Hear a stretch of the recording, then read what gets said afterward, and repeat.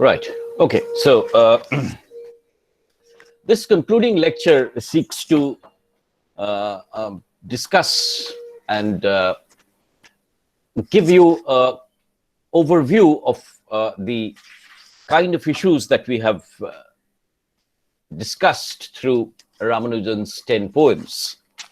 And I would like to begin by projecting on the screen an interview that Ramanujan gave that will talk about many of the issues that we have really discussed. In the sense, this interview is, I think, quite an important interview. I'll send the text of the introduction, and which contains the interview, to you shortly after the class is over. This is a PDF introduction to his poetry. Right. Now, let us try and think through what we have actually studied.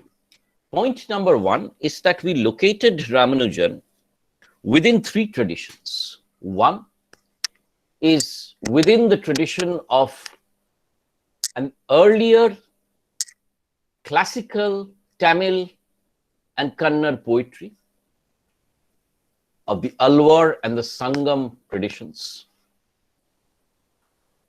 Because Ramanujan was the single most important translator of these poems, we located him in the tradition of modern Indian poetry.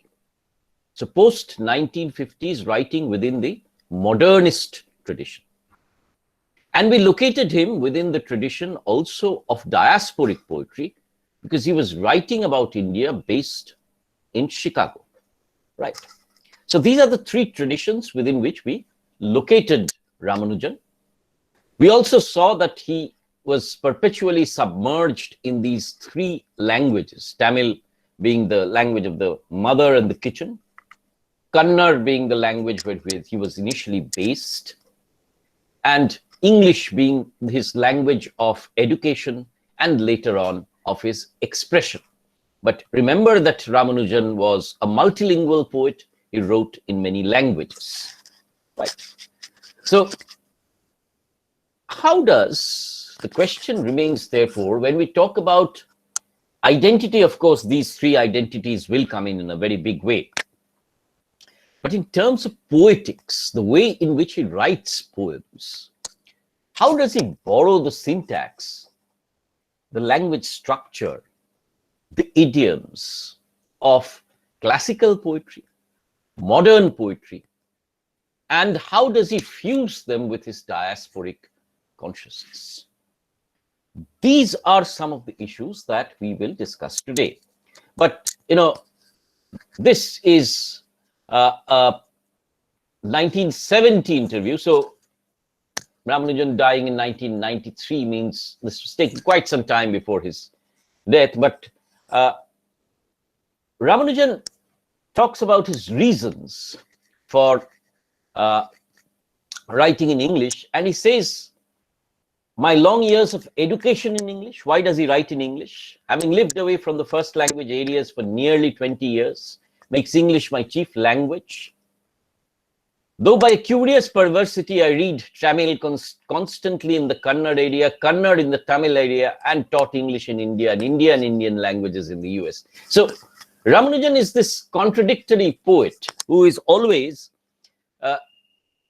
somewhere dealing with a multiplicity of languages. But one of the things that he makes, or that he suggests, is that a poet does not write Indian poetry in English because it's a matter of, choice. It's because he expresses himself in English best, right?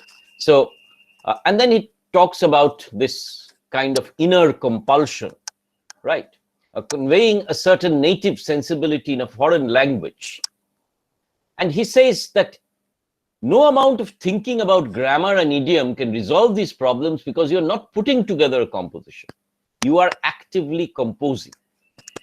Now, one problem in Indian poetry in English, which I'm sure you must have confronted and which Ramanujan talks about, is that the second language is not acquired naturally. English being our second language, it is not acquired naturally. I would say you don't pick up within the way of speaking of everyday usage English. You acquire it through education, right? So there is, as Ramanujan will suggest, a certain formality, right? So formality which creeps into Indian writing in English, right? So a great deal of Indian writing is upstairs English, platform English, idiom book English, newspaper English. No slang available. They are stuck in a register, a formality, a learned posture, right? So read this interview because Ramanujan talks about some of the very conspicuous problems of Indian writing in English. And he says, I don't know whether I have, read it correctly. And then you have this concept that he gives is that we write very correct poetry, right? For example, in Keats's or Yeats's letter, you'll find errors, he says. But when an Indian poet writes in English, there are hardly errors because he's very conscious. Right? So what Ramanujan is trying to bring into Indian writing in English is that unconscious flow of language that would be natural in an Indian language. So somewhere you'll have to understand that Ramanujan's Poetics is also about trying to naturalize or import a kind of register, tone of voice, poetic strategies that would be indigenous to his own language. So it's moving away from the formal, polished, crafted English to a more earthy, continuous English that will flit between the English and the local languages, as it were. Right? So how that is done is an issue that I'll come to later on. But consider this, that Ramanujan is, being a self-reflexive poet, is trying to import a kind of what I'll call a kind of structure of language within the English tradition, right? It can't be carefree. He says his English poet is correct in a stiff-necked sense. It can't be carefree, unruly, right? Therefore, this unruliness, that's a phrase that I like, this unruliness, this breaking down of the formal structures of English is something that Ramanujan consciously does so that the unconscious structure of his own language can somewhere be reflected in his writing. And now this is a very careful poetic craft. It's a very complex poetic craft, right? Now, the other thing that he talks about is his reworking poems a lot. And who has this microphone on? Preeti, please switch your microphone off, will you? Right, thank you. Now, this craft, this conscious working and reworking of his craft is something very important. You see, perfecting the image. Now, I have always talked about Ramanujan's art of creating a short, pithy, rounded, perfect, small image through which he can move into the larger idea, right? We talked about this in terms of the Akam and the Puram traditions of Indian poetry. And therefore, there is a distinct pattern of thought of the interior and the exterior, of the smaller object, the concentrated image, and the larger concentric idea. So these are strategies that he are practicing, but the craft in creating that perfect image is very necessary to Ramanujan's Poetics. He talks about that. And then comes this line which I've already talked about, Valery saying that the poem is never finished, it is only abandoned. So it's an art of making an image concise, compressing, so that in the fewest words, the maximum impact, both visually and ideationally, can be created. This is the what I'll call the crux of Ramanujan's Poetics.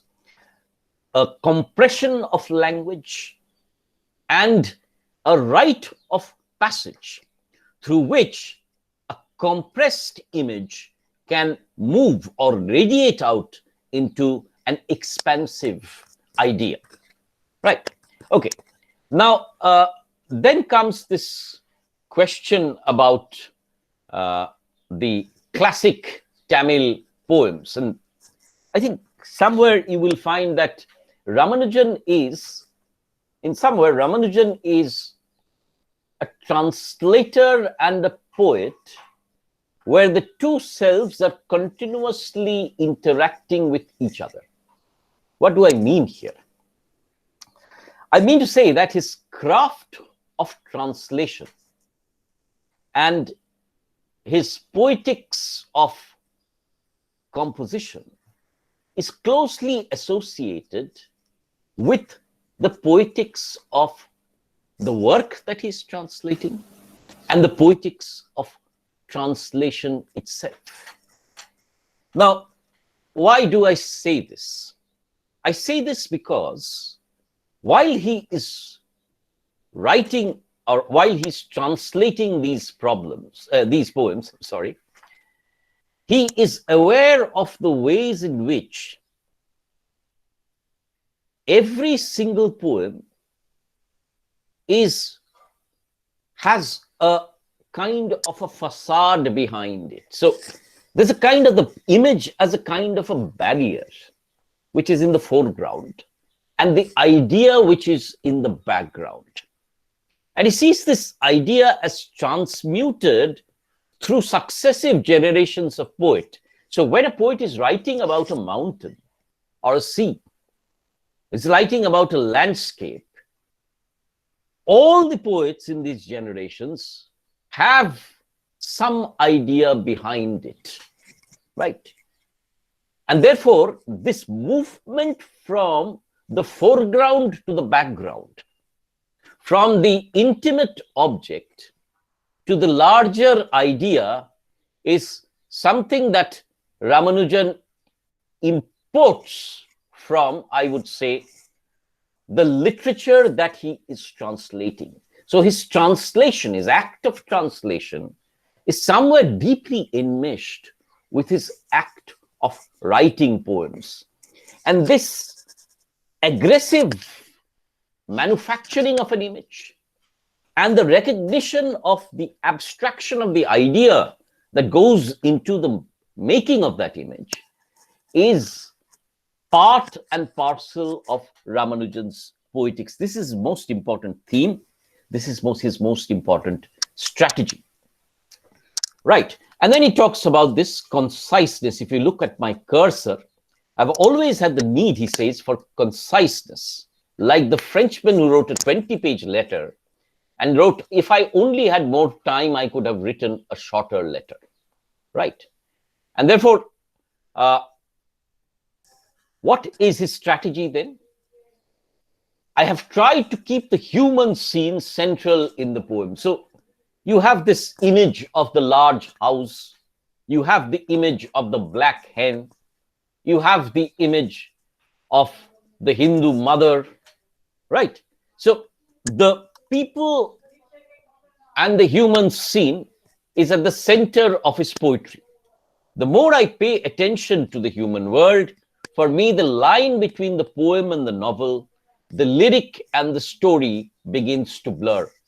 Now, when you read this interview, please mark those lines. So there is a certain novelistic quality also to his poetry.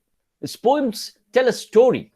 But while they're telling a story and they create a character, but while they're creating a character, they explore ideas. So there is this novelistic character who's looking at his own image in the shop window.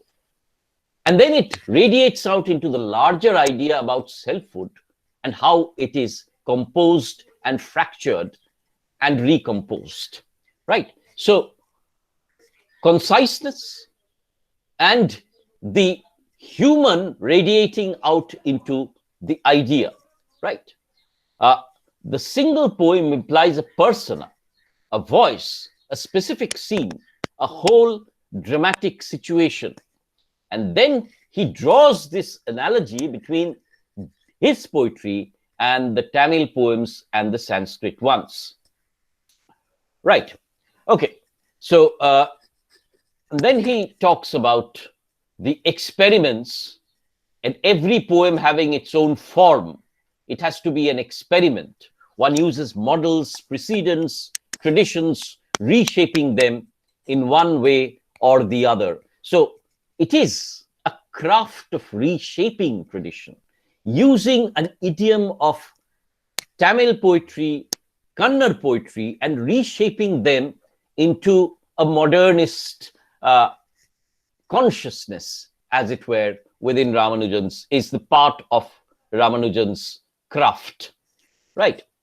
And then he talks about contemporary Indian poems in English. And then he also talks about this emergent history. And there is also a very strong claim that Indian poetry in English needs to escape from its Shelleyan romanticism to a greater movement and thrust towards modernism, right? And that is where he seeks to situate his poetry as a modernist poetry which uses the modern elements in ancient traditions, right? That is what Ramanujan is trying to seek. Right. Okay. Now, having said that, I am going to give you this wonderful introduction by Dharwarkar, which talks about the major themes of his poems. This I will circulate, so I'm not going to really expound on and expand on this. But there's one more essay that I'm going to circulate. This is a shorter version of the essay in Rosinka's book. If you want to read the larger essay, please read the book that I've circulated on the history of Indian poetry in English. That probably is already there. Haven't I circulated that book? Could anyone respond to it? Yes, sir. I have. So there's an essay on Ramanujan there, and this is taken from that essay, these excerpts. But I think these are important areas of that essay which I wanted to read with you. Right. The invocation of this. So these are the themes of Ramanujan's poems: invocation of the senses, the injunction to see more clearly what the inattentive mind is apt to ignore. Therefore, Ramanujan's Poetics is in many ways a poetics of the ordinary, a poetics of the trivial, right? So you'll find images piling up on images, the trivial. See, take the poem Small Scale Reflections, for example. You'll find trivial images, a cow here, a son-in-law there, boxes here, photographs, all piled on one another. So trivial things, what the inattentive mind is apt to ignore, and to put to a variety of uses in a range of contexts of political as well as literary historical significance. So that small image in that large house then radiates out into the image, the metonymic representation of the larger concept of civilizational India as incorporating within itself all minuscule major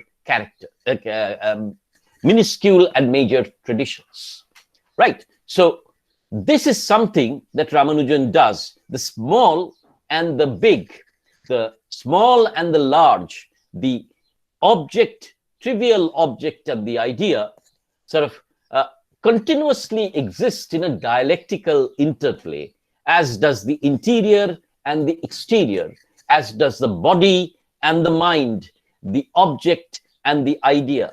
So you can call Ramanujan's texts, dialectical, or Ramanujan's poems, dialectical interplays of oppositional elements, of diverse oppositional elements, as it were. So Ramanujan's concern with the nature of the human body and its relation to the natural world. So the individual human body is the focus of the poem, but then the real idea that lurks in the corners of the text is the evolution of the natural world and the operations of the natural world. So this is one point which I would like you to look at, the first point, really. Right.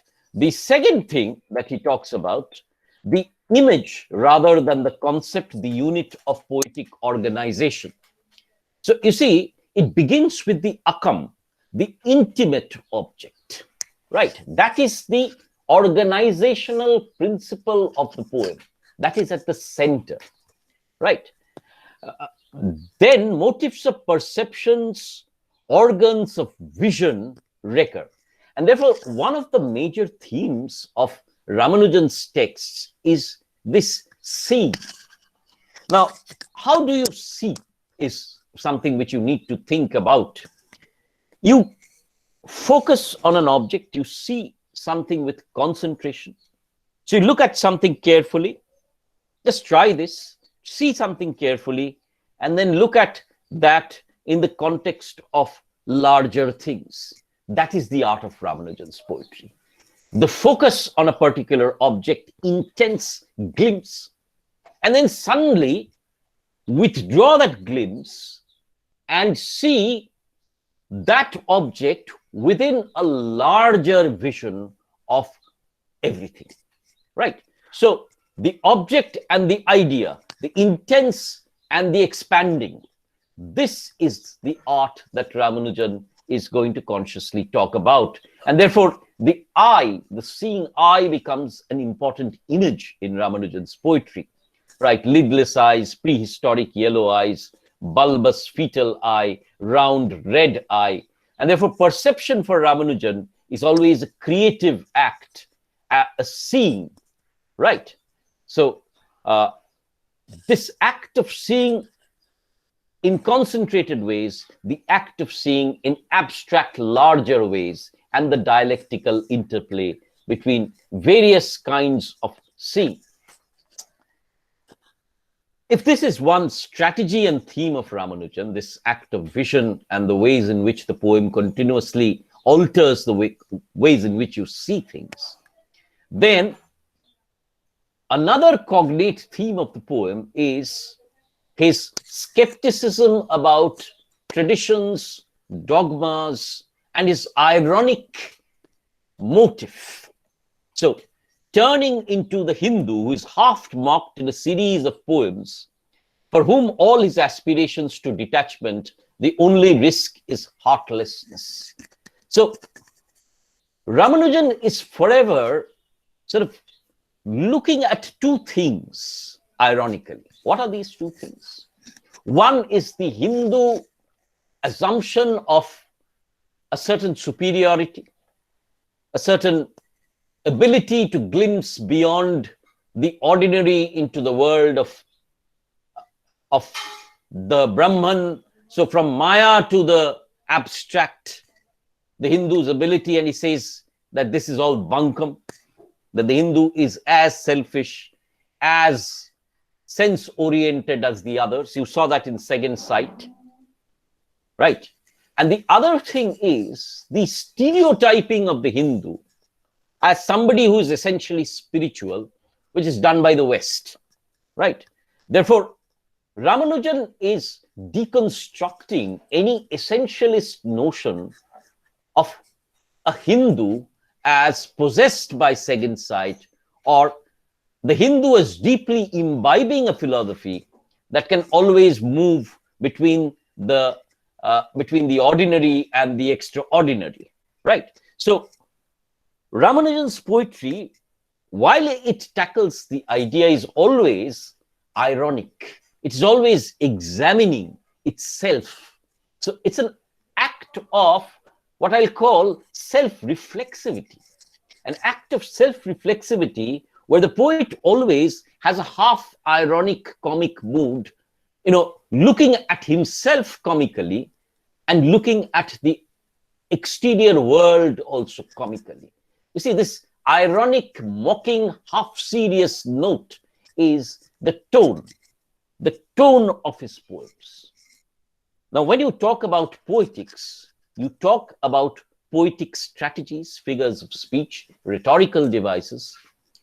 You talk about rhyme and meter, and specifically what we call prosodic devices. And you also talk about the tone in which the poem is written. Ramanujan's poetry is always ironic. The irony, and what is the relevance of the irony? It's not just important to say Ramanujan is ironic, right? Lots of poems are ironic. But what is the relevance of the irony? The irony can see both the petty object and the abstract idea, the tall claim and the real hypocritical sort of interior of the self that is described in poetry. So it exists on a border. Irony exists on a border. When you use irony, you mean something and you say something, right? And therefore, this duality of irony allows him to glimpse into the duality. Take that self-image, for example, where Ramanujan is ironic at himself, right? When he says that, this is what the image is and what I want to be, and this is what I actually am, my father's signature always at the corner. So I am what I want to be, yet I cannot be what I want to be, right? These paradoxes and these ironies are an integral aspect of Ramanujan's poetic craft. So irony being a very important device, and the ironic mood being the tone, setting the tone of half-seriousness of his poems. Right. Now, the other thing, you see, I've sort of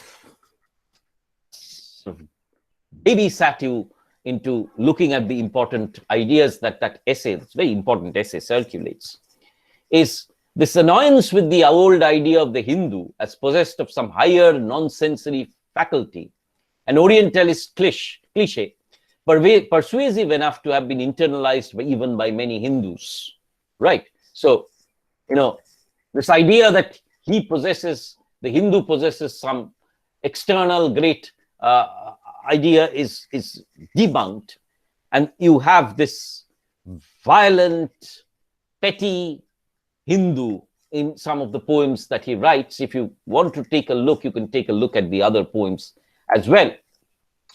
Now, this is another important concept which I've been sort of talking about, so I won't expound on that. But the poet that he goes back to in terms of his craft in modernism is Ezra Pound, right? The natural object is always the adequate symbol. So the urgency of the image, the intricacy and the detailing of the image is something that Ramanujan brings to you with great force. Now, why I take Pound is because I want to make a distinction between the Yeatsian grandeur image and the Eliotian nightmarish image.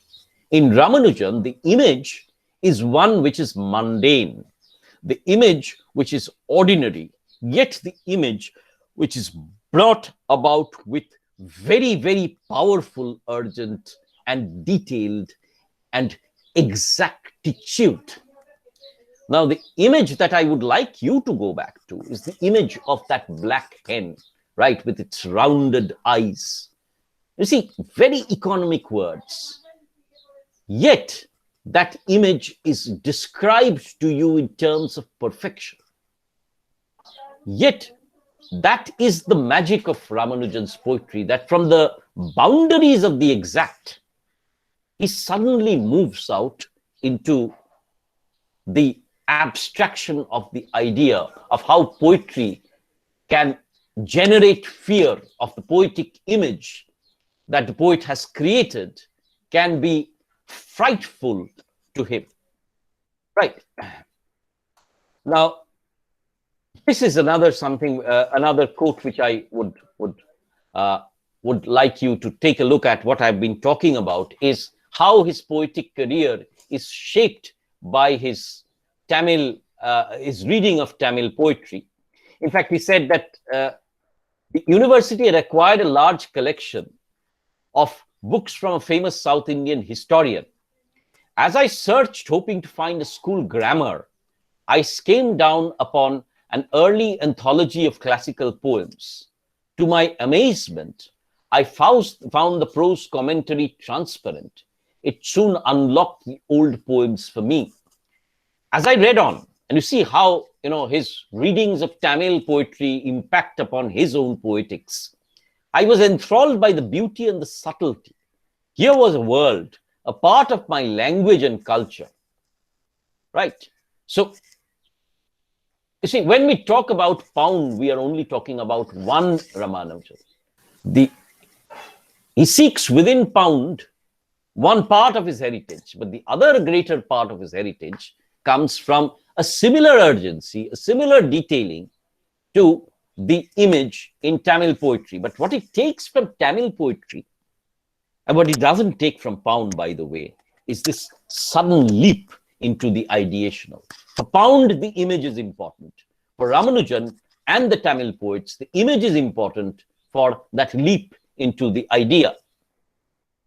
Right. So you can read this essay. I will send these to you as email attachments once this class is over.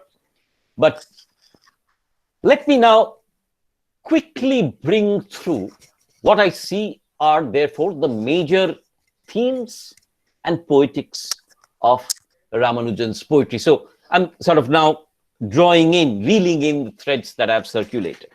So what are the themes of Ramanujan's poetry?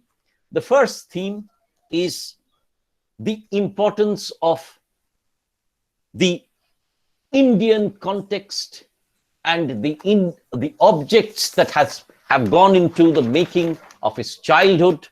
Simultaneously, his poetry is also about the objects that go into the making of his diasporic identity. So Ramanujan's poetry is about things, objects, scenes from ordinary life, and the ability to move from the object to the idea.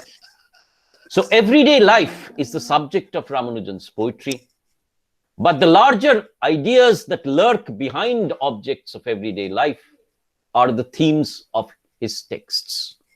This he borrows from Tamil poetry, Sangam and Alwar poetry, where the movement between the Akam and the Puram is always possible. So the major theme of Ramanujan's poetry is the interior and the exterior, the natural and the ideational, the mundane and the extraordinary, and the dialectical interplay that exists between them. This is the first theme that you have. The second theme that we have in Ramanujan's poetry is, of course, this exploration of selfhood, which you have in poems like his own autobiographical poem like Selfhood, The Hindu, and so on and so forth. So what is the self composed of? And Ramanujan sees the self as an extremely complex entity, composed of time, composed of location, composed of mythology, and composed, of course, by tradition and parentage. So the attempt to craft a selfhood and the failure to craft an independent selfhood is a theme of Ramanujan's poetry. His poetry is tethered, as it were, to a tradition of poetry, to the details of his childhood, to his parentage. In fact, he makes a very interesting comment once. He says that in the West, the adult seeks to move away from the family, right? Tries to disengage himself from the family. And therefore, the Oedipal complex is very strong, right? The attempt to move away from the anxiety of influence. But in India, he says, the attempt is more to integrate into the family, right? So, we as a nation tend to follow our parents, tend to see, you take that shlok, for example, Pita Shargo, Pita Dharma, right? And you take this, concern about the mother, Janani Janmu Bhumishcha Shargadopi Goryoshi, right? So, in a sense, it sort of brings us back to the family, brings us, our great effort is to integrate, and the West's great effort is to disintegrate. So this perpetual interplay of integration and extraction from the familial self is something that is a theme of Ramanujan's poetry. And therefore, his questioning of tradition, of the myths and dogmas around Hindu tradition and its irrationality is somewhere one of the themes of Ramanujan's poetry. The other great theme of Ramanujan's poetry is, of course, time and the body, the decaying body as part of the decaying natural world, and therefore its termination somewhere in death is a major theme in the later poems, especially in The Black Hen of Ramanujan.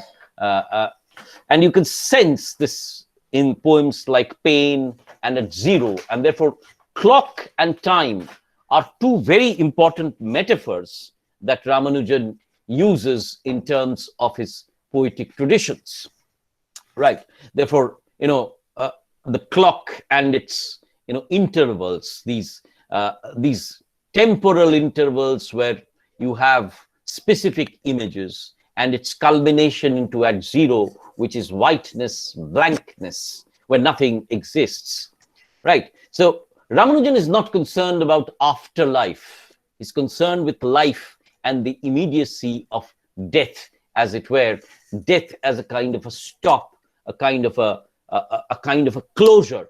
And beyond death, what exists, Ramanujan is not really bothered. So that is a major, concern. There are political concerns within his poetry also. You have read Eichmann. There is a poem on Indira Gandhi, for example, where he describes Indira Gandhi in terms of a mother-in-law who sets his ministers to work as brothers-in-law. So he talks about Bosnia and the ethnic cleansing that takes place. He talks about Chicago Zen and how life in the metropolis is different. He talks about the diasporic individual and how the mother says that nothing is same in the US because we are, after all, immigrants. So a public consciousness is there in Ramanujan's poetry, right? But that public consciousness is also again brought into relief with the private, what Eichmann said and what the brother said. So it's always, the personal and the political, which interplays within Ramanujan's poetry in a dialectics of interaction, as it were, a dialectical interaction, interplay, as it were, of the personal and the public. So that is another major theme in Ramanujan's poetry. I have talked about the object at the center and the idea in the background, the Akam and the Puram traditions, right? So these are some, of course, I need to talk also about the self-reflexivity of the poet, the looking at himself, his autobiographical elements that go into the making of his poetry. There is always this concern with the craft of poetry also, right? The Black Hen, for example, which talks about the Keatsian notion, Yeatsian notion of romantic poetry coming to an individual and poetry being crafted very consciously by the poet, the effect of the poem on the reader, how it kindles the idea or how it frightens him. These are, themes that Ramanujan brings to his poems.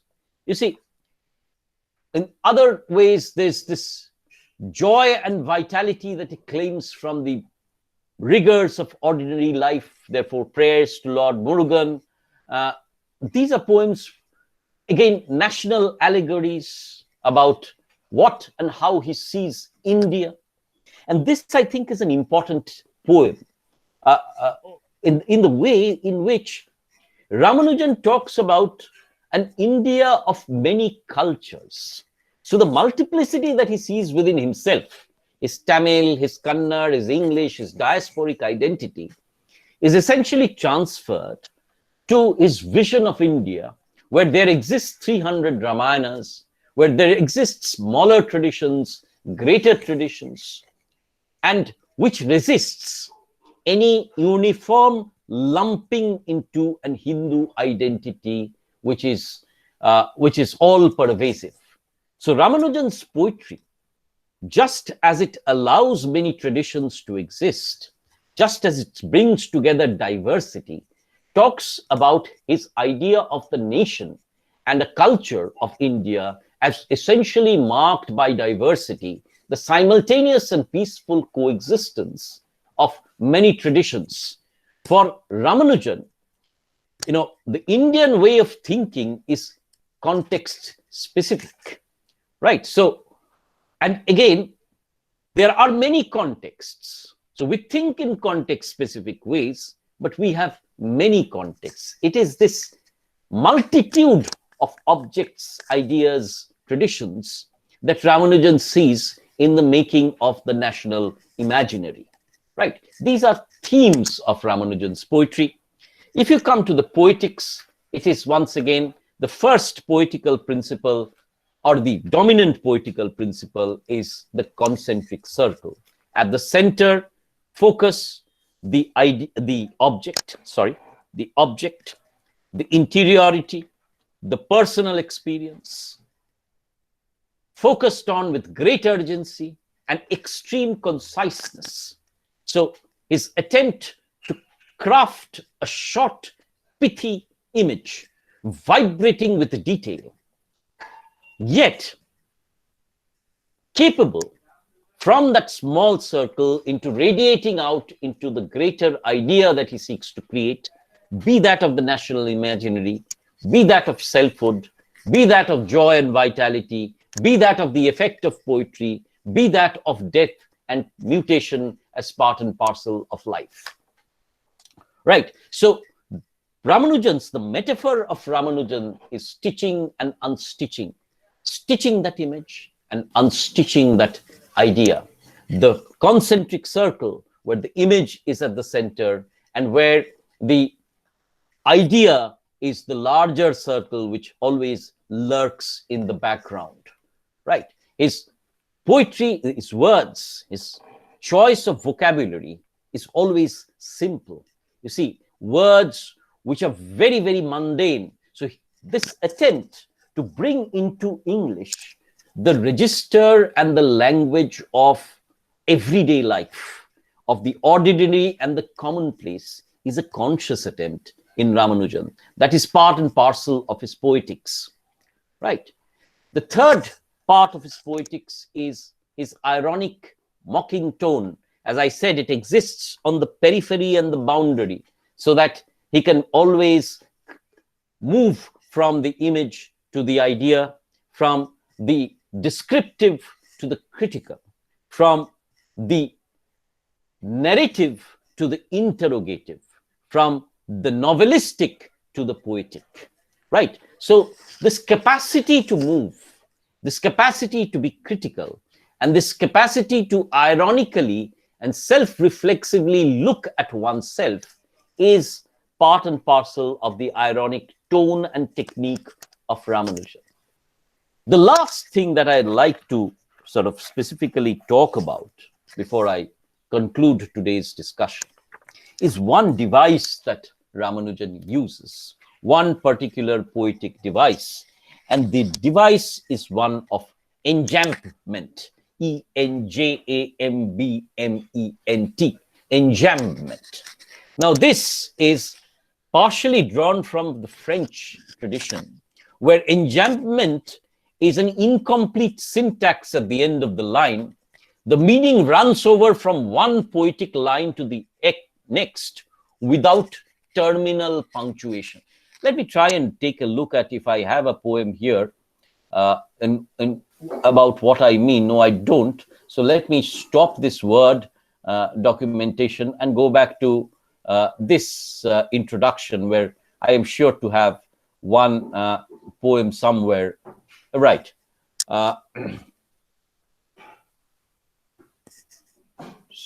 Sorry, just give me a second before I sort of banish all these.